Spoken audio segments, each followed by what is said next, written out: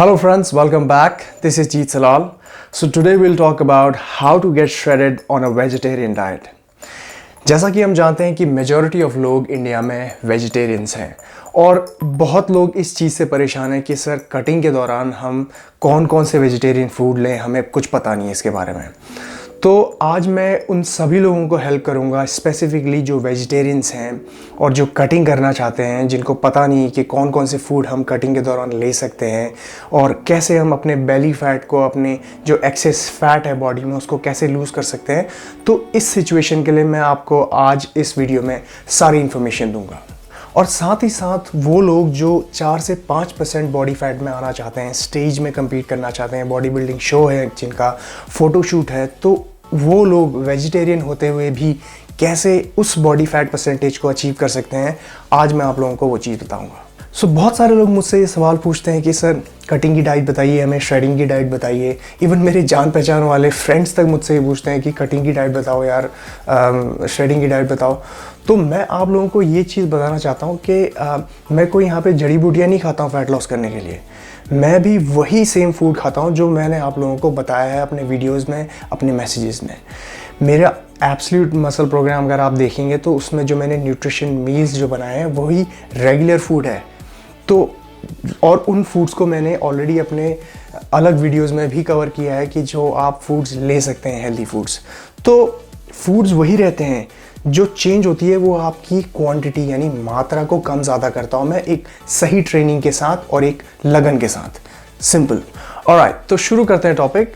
Cutting का पूरा process मैंने हाउ टू गेट श्रेडेड वाले वीडियो में ऑलरेडी एक्सप्लेन किया हुआ है। अगर आप चेक करेंगे उस लिंक को तो आपको सारी इन्फॉर्मेशन मिलेगी कटिंग को कैसे अप्रोच किया जाता है। तो बेसिक फंडा ये है कि जब हम कटिंग की बात करते हैं, फैट लॉस की बात करते हैं, तो हमें दिमाग में ये बात बैठा लेनी चाहिए कि हम कम कैलोरीज कंज्यूम करेंगे और ज़्यादा कैलोरीज बर्न करेंगे। और ये करने के साथ साथ हम अपने फैट को लूज़ करेंगे और अपना जो हमने मसल को अटेन किया है, गेन किया है गेनिंग फेज में, उसको हम मेंटेन करके रखेंगे। तो ये होती है कटिंग बेसिकली। कटिंग का मतलब ये नहीं है कि आप वेट लॉस कर रहे हैं बुरी तरह से और वेट लॉस में आपका मसल लॉस भी हो रहा है और फैट लॉस भी हो रहा है। This is not cutting, this is proper weight loss. ठीक है, तो हम यहाँ पे कटिंग की बात कर रहे हैं। अब ये करने का सबसे सिंपल तरीका, सबसे आसान तरीका जो है वो ये है कि जो आपकी बॉडी को कैलोरीज चाहिए होती हैं अपने करंट वेट को मेंटेन करने के लिए, आप उससे कम कैलोरीज कंज्यूम करेंगे और साथ में ट्रेनिंग ऐड करके, एक्सरसाइज ऐड करके ज़्यादा कैलोरीज बर्न करेंगे, जिससे आपका वेट लॉस होगा।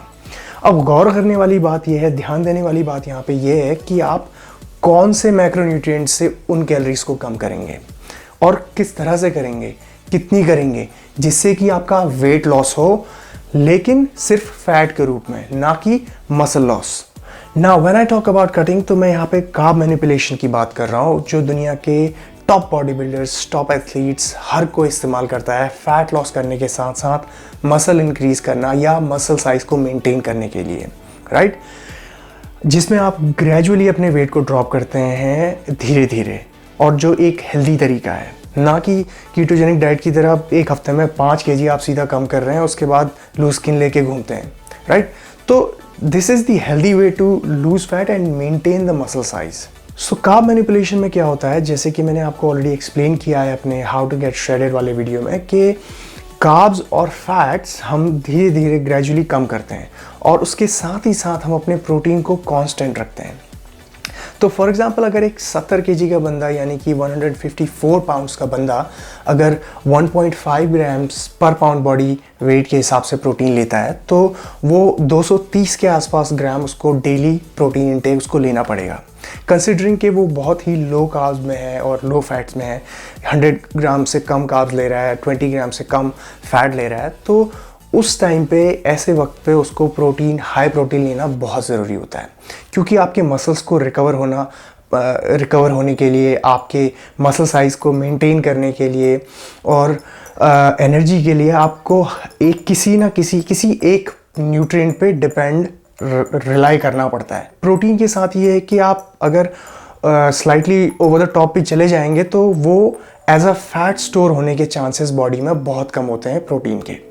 जब हम ये समझ गए हैं कि कटिंग के दौरान, फैट लॉस के दौरान हाई प्रोटीन लेना कितना इम्पॉर्टेंट है मसल रिकवरी के लिए, सस्टेन एनर्जी के लिए, मसल लॉस से बचने के लिए, तो ऐसे मौके पे, ऐसे सूरत हाल में नॉन वेजिटेरियंस के लिए तो कोई प्रॉब्लम नहीं होती, क्योंकि हमारे पास लीन प्रोटीन सोर्स के बहुत सारे फूड्स हैं। लीन प्रोटीन फूड सोर्सेज का मतलब है जिसमें आपका सिर्फ प्रोटीन मिले आपको और कार्ब्स और फैट्स ना के बराबर मिले। तो नॉन वेजिटेरियंस के लिए बहुत सारे ऑप्शंस हैं, जैसे white meats, chicken breast, turkey breast, fish, white egg whites. तो बहुत सारी ऐसी चीज़ें जो नॉन वेजिटेरियंस ले सकते हैं, कंज्यूम कर सकते हैं लीन प्रोटीन सोर्सेज के लिए। So it's a win win situation for non vegetarians. लेकिन प्रॉब्लम तब आती है वेजिटेरियंस के लिए जब वो कटिंग कर रहे होते हैं और हाई प्रोटीन डाइट लेनी पड़ती है, वो भी सिर्फ लीन प्रोटीन फूड सोर्सेज से। और लीन प्रोटीन फूड सोर्सेज के नाम पे वेजिटेरियंस के लिए बहुत कम ऑप्शंस होते हैं। तो बात करते हैं कि अगर आप वेजिटेरियन हैं और ख़ासकर वो वेजिटेरियन जो डेयरी और एग्स को कंज्यूम कर सकते हैं, यानी कि लैक्टो वो वेजिटेरियन, तो बात फिर भी कुछ आसान हो जाती है। लेकिन अगर आप वीगन हैं तो बात थोड़ी मुश्किल हो जाती है। Let's talk about people those who can take dairy and eggs. तो सबसे पहला जो ऑप्शन आता है उनके पास वो है एग वाइट्स। यस, सही कहा है किसी ने कि संडे हो या मंडे दबा के पे लो अंडे। तो एग वाइट्स आप जितना मर्जी आप लो, कोई फ़र्क नहीं पड़ेगा, 10, 20, 30 डेली आप कंज्यूम कर सकते हैं egg whites, right. It's a lean protein food source, ठीक है, कोई प्रॉब्लम नहीं होगी अनलेस कि आपकी बॉडी में ऑलरेडी कोई और प्रॉब्लम चल रही है जिसकी वजह से आपको एग लेने के बाद प्रॉब्लम हो रही है। क्योंकि कुछ लोग मुझसे बोलते हैं सर मैं एग इंटॉलरेंट हूँ, मैं क्या करूँ। तो आप इस केस में एग्स ना लें। और भी बहुत सारे लीन प्रोटीन फूड सोर्सेज हैं, आप फिश ले सकते हैं, चिकन ले सकते हैं, कुछ और ले सकते हैं, लेकिन एग्स लेना ज़रूरी नहीं है। लेकिन वेजिटेरियंस जो एग्स और डेयरी पे डिपेंड करेंगे, वो उनके लिए एग वाइट लेना बहुत ज़रूरी है, राइट। तो अगर आप एग वाइट्स की न्यूट्रिशन वैल्यू देखेंगे तो आपको पर एग वाइट 3 से 4 ग्राम प्रोटीन मिलता है, और depending on the size of the egg.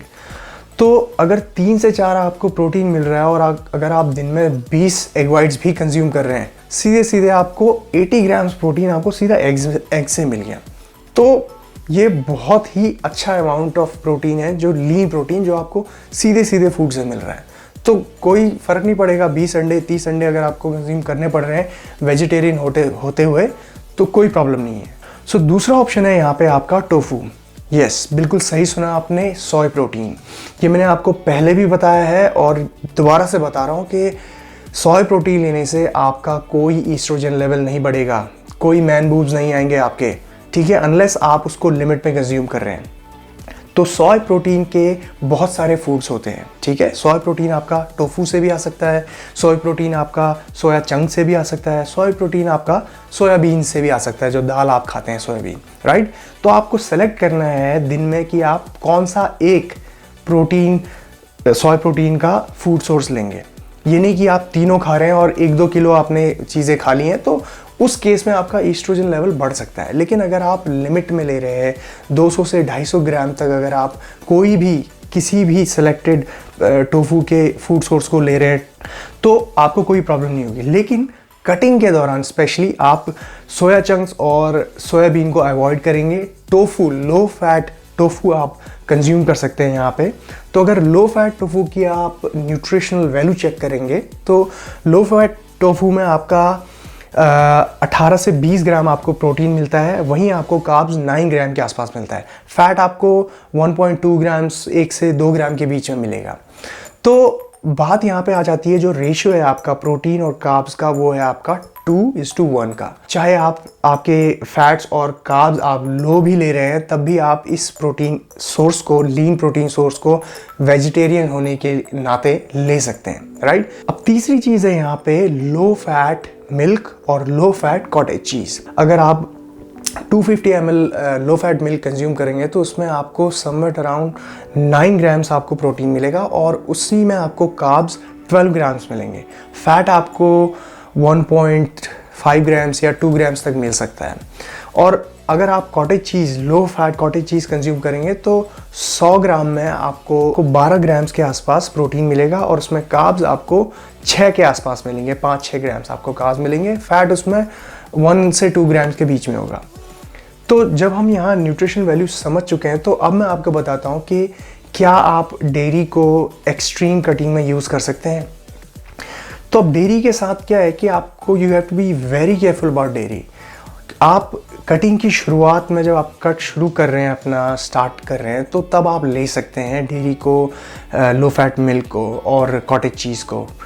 लेकिन जब आप एक एक्सट्रीम डाइट में पहुंचते हैं, 1000 कैलोरीज 1200 कैलोरीज से नीचे पहुंचते हैं, जब आप बिल्कुल एक ग्राम कार्ब्स का, एक ग्राम फैट का आप काउंट करके ले रहे हैं और बहुत इंपॉर्टेंट है वो, तो आप उस टाइम पे आप अफोर्ड नहीं कर सकते कि वो कार्ब्स आपके मिल्क से आएँ, ठीक है, और वो फैट्स आपके मिल्क से आएँ उस टाइम पे। तो उस ऐसी सिचुएशन में, ऐसी सूरत हाल में आपके वो कार्ब्स और वो फैट्स आपके ऐसे सोर्सेज से आने चाहिए जो बहुत ही ज़रूरी हैं उस टाइम पे, राइट। इसका मतलब ये नहीं है कि कॉटेज चीज़ और मिल्क आपके गलत फूड हो गए, लेकिन उस समय के लिए वो सही नहीं है। तो उस समय आप कौन से कार्ब्स लेंगे? उस समय आप कॉम्प्लेक्स कार्बोहाइड्रेट्स जैसे ब्राउन राइस, जैसे ओट्स, जैसे स्वीट पोटैटोज़, इन फूड सोर्सेज से आपके कॉम्प्लेक्स कार्ब्स आने चाहिए।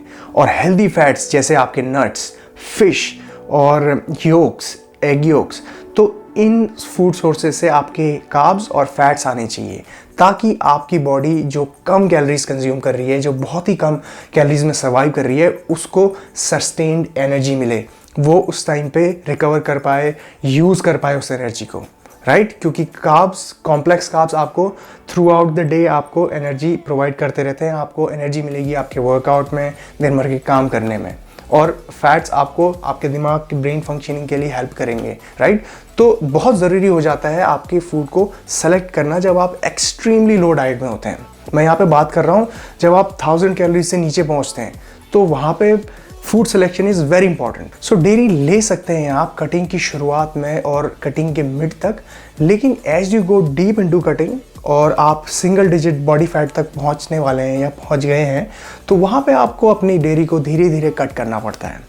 और ये बहुत ही नेसेसरी है गाइस। मैं कोई ये बातें बना के नहीं बोल रहा हूँ आपको, ये ऐसा ही हर टॉप बॉडी बिल्डर्स अगर आप फॉलो करेंगे, उनको टॉप एथलीट्स को फॉलो करेंगे, तो they always do the same thing. So fourth और लास्ट चीज़ है आपकी प्रोटीन सप्लीमेंट।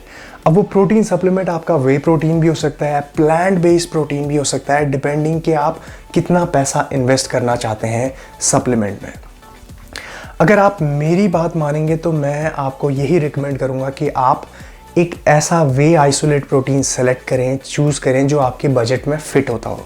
कोई ज़रूरत नहीं है आपको फैंसी अमेरिकन ब्रांड्स लेने की या बहुत महंगे सप्लीमेंट्स लेने की, क्योंकि सप्लीमेंट से ना आज तक किसी की बॉडी बनी है, ना किसी की आज तक कटिंग हुई है। जो कुछ भी हुआ है वो सिर्फ फूड से हुआ है, ठीक है। तो सप्लीमेंट सिर्फ आपको असिस्ट करेंगे आपके प्रोटीन के टारगेट को हिट करने में, ठीक है। वो आप किसी भी प्रोटीन सप्लीमेंट से कर सकते हैं। तो मेरा सजेशन यहाँ पे ये है कि आप वेजिटेरियन होने के नाते किसी भी ब्रांड का वे आइसोलेट प्रोटीन लें, जो आपको दिन भर में 40 से 50 ग्राम्स प्रोटीन आप उससे ले सकते हैं, ठीक है। अगर आप फूड नहीं खा पा रहे हैं तो आप उससे ले सकते हैं, ऑप्शनल है ये। अगर आप फूड से ही सारी रिक्वायरमेंट अपनी प्रोटीन की पूरी कर लेते हैं, 200 ग्राम अगर आपको प्रोटीन दिन भर में लेना है, और आप वो फूड से जैसे टोफू, एग वाइट्स और कॉटेज चीज़ इस तरह से अगर आप ले पा रहे हैं, तो आपको प्रोटीन सप्लीमेंट की भी कोई ज़रूरत नहीं है। So guys, these are the foods जो आपको आपकी एक्सट्रीम कटिंग के दौरान आपको हेल्प करेंगे वेजिटेरियन होने के नाते।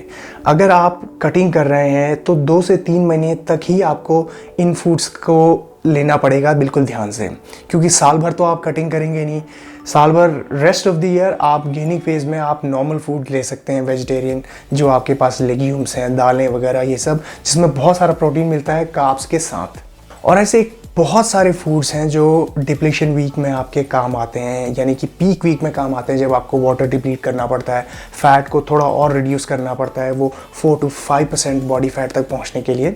तो कौन से सप्लीमेंट लेने हैं उस दौरान, और सोडियम कब कट करना है भी कि नहीं, तो ये जो ऑल ब्रो साइंस लोगों ने फैलाई हुई है, तो उसका सही तरीका क्या है, मैं इन सारे टॉपिक्स को क्लियर करूंगा आप अपने आने वाले वीडियोस में, क्योंकि ये इतने डिटेल्ड वीडियोस हैं, इतने डिटेल्ड टॉपिक्स है कि उनको छोटे से वीडियो में एक्सप्लेन करना बहुत मुश्किल हो जाता है। और रिमेंबर कि मैं जो तरीका मैं आप लोगों को बताऊंगा कटिंग का, वो एक नेचुरल वे तरीका होगा, क्योंकि आई प्रमोट नेचुरल बॉडी बिल्डिंग। और मैं आपको ऐसे तरीके नहीं बताऊंगा जो 1 महीने के अंदर आप वाटरमेलन डाइट की तरह फैट लॉस करेंगे, ठीक है। तो it will take time, it's going to be bit extreme than others, लेकिन इफ़ेक्टिव बहुत होगा और आपके लिए ज़िंदगी भर के लिए होगा वो, अगर आप एक बार अपनी बॉडी को समझ जाएंगे, राइट। तो गाइज बहुत सारी इन्फॉर्मेशन है मेरे पास आप लोगों को बताने के लिए। अगर आप चाहते हैं कि मैं रेगुलरली वीडियोस बनाते रहूं तो सब्सक्राइब करिए मेरे चैनल को, और ताकि आपको वो वीडियोस तुरंत मिलें। और अगर आपको ये वीडियो की यूज़फुल लगा है, इन्फॉर्मेशन यूज़फुल लगी है, तो इस वीडियो को लाइक करिए और शेयर करिए अपने दोस्तों के साथ, और बोलिए उनको कि सब्सक्राइब करिए मेरे चैनल को, help me grow. Alright, take care, Jeet Selal, sign of.